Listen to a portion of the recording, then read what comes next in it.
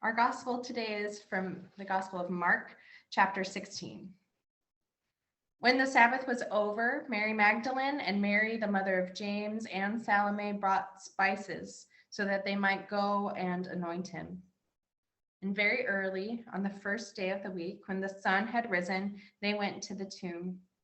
They had been saying to one another, "Who will roll away the stone for us from the entrance to the tomb?" When they looked up, they saw that the stone, which was very large and had already been rolled back. They entered the tomb. They saw a young man dressed in a white robe sitting on the right side, and they were alarmed. But he said to them, "Do not be afraid. You are looking for Jesus of Nazareth, who was crucified. He has been raised. He is not here.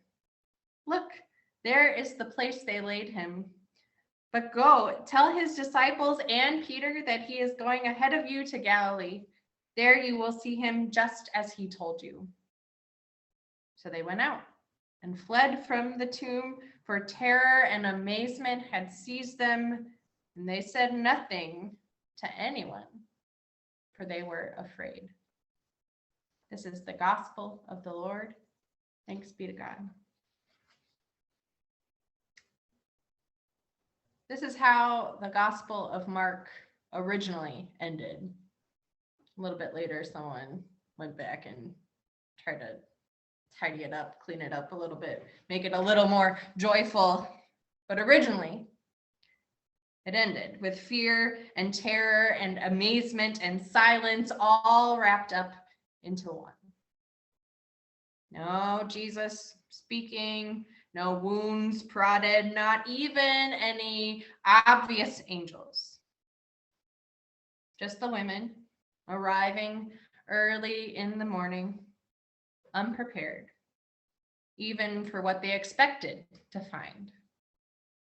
Because what they expected was a tomb sealed by a stone that would have been unmovable for them. They expected a tomb filled with the body of their teacher and friend, and they just wanted to honor it with the proper rituals and mourning. And they were willing to face the soldiers that they expected to be guarding in order to fulfill this sacred duty. I'm always amazed at the amount of faith exhibited by these women on that first Easter morning. They had just watched their loved one die a horrific and unjust death. And the men in their community were off hiding somewhere because there was no telling what the empire was going to do next. And they had no plan for how to get the giant stone out of their way. And they showed up anyway. Oil and spices in one hand, linen in the other, and hearts full of longing for the tangible rituals that they had crafted over a lifetime as their response to mourning. This year, perhaps more than any other, I find myself with these women and their determination to do the thing that they had been taught to do, right? I know how to do rituals. Give me my rituals, give me my gathering. Even more than last year, I am longing for Easter rituals, for egg hunts and flower crosses and pancake breakfasts. After a year of pandemic, of so much loss in the world at large and in this community in particular, I ache to gather with you, to hold you, to anoint the dead with you. I even miss the weird Western Pennsylvania thing that yins all do when you go and like sit around in a funeral home for 8 hours. I did not understand it before the pandemic. I understand it now. I miss doing the things with you, both joyful and mournful. And I find myself sitting here wondering who is going to roll the stone away so that we can do them.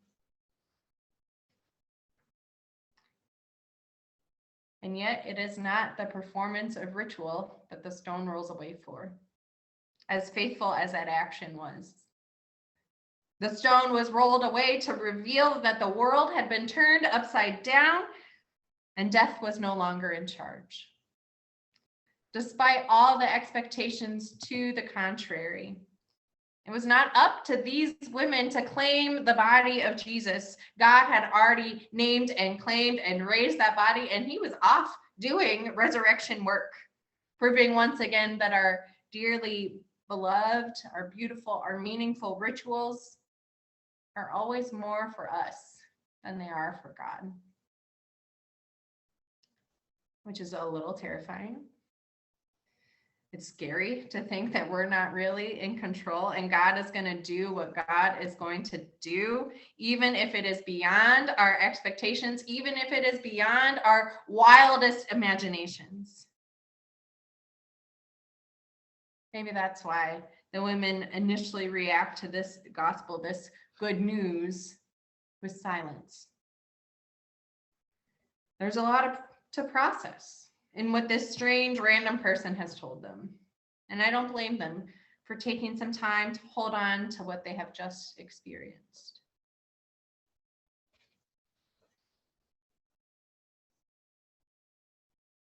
Last week, when it was like all of a sudden spring, Tim started the work on clearing out our back garden, which was a pretty monumental task because we had not touched it since Griffin was born. So 8.5 months of growing, and thank God our neighbors are very nice and knew we had a baby. So they were very gracious about how after this last winter, it looked like the place had been abandoned. It was so overgrown and dead. So Tim kind of just had to start hacking away and building up piles of dead plants and leaves and weeds. And he got to this one section that looked just like a pile of hay, right? Dead grass that had just been grown and tangled up into this giant heap.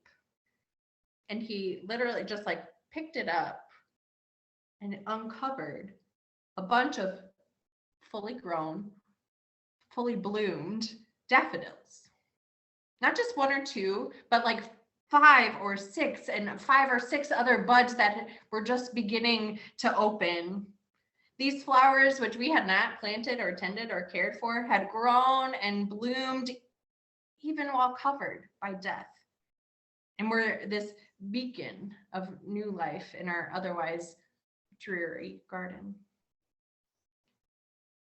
So I saw that and I was like, Tim, take a picture. I need that. That's an Easter in a little bit. And I wondered if you all were seeing similar signs. So I asked you for your pictures and I got some really beautiful and powerful ones, which you'll see in just a little bit. But also I was struck at the number of daffodils you all sent. I'm still, right, I am a California desert girl. I'm not used to like all of a sudden flowers being everywhere and each flower having a different time that it blooms, right? I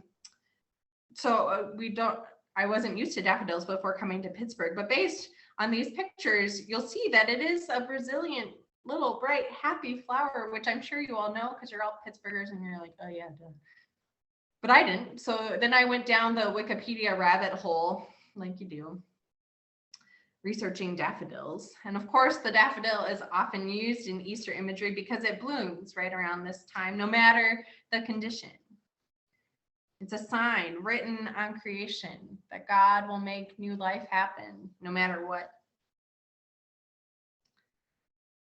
And then because I was on Wikipedia, and Wikipedia is the best place to find obscure Edwardian poems, I found this poem by English poet A.E. Housman about daffodils, and it's titled The Lent Lily. Here it is. To spring come out to ramble, the hilly brakes around, for under thorn and bramble, about the hollow ground, the primroses are found. And there's the windflower chilly with all the winds at play, and there's the Lenten lily that has not long to stay and dies on Easter Day. And since till girls go maying, you'll find the primrose still and find the windflower playing with every wind at will, but not the daffodil. Bring baskets now and sally, upon the spring's array, and bear from hill and valley the daffodil away that dies on Easter Day. Bring the baskets now stuck out to me as a fitting call to us on this Easter. If God can make daffodils bloom even when they are covered in dead weeds or when it snows in April, perhaps we can get our baskets and vases and whatever we have to celebrate that. Perhaps we can let go of our expectations or wishes or even some of our rituals and merely respond to the new life we see blooming now. The irony of Mark's original ending to the Easter story is that, of course, the women did not stay silent. This is my favorite Easter meme. Like, if it weren't for women preachers, we wouldn't know of the resurrection, right? They eventually told somebody who told somebody, and on until here we are, 2,000 years later, telling the same story. Eventually, they got over the terror and the loss of control and the broken expectations and were able to bring what they could to proclaim and celebrate new life. That's the task for us today. Even in the midst of a pandemic, in this in-between, some are vaccinated, some are not, so it's still not safe to gather, time when it feels like the tomb is still sealed or the weeds are still overgrown, there is new life. Jesus is not in the tomb. Jesus is already out in the world. The stone is rolled away, and we are the ones who get to tell someone about it. So in a minute, we'll hear that great Easter hymn, Christ the Lord is risen today, and see the photos of new life that you all submitted. We'll speak words of confession and forgiveness, the reminder that God's love and life bloom no matter what we do, and we'll gather in small groups, although again, no obligation. And what I'd like you to discuss in those small groups is how you are celebrating and proclaiming new life. I mean, don't tell me about any super spreader events you're going to, but like, what are the small things you are doing to acknowledge that God is here and Christ is risen and death will not have the final word now or ever? May the risen one inspire you to bring baskets to fill with daffodils and promises and hope, now and always. Amen.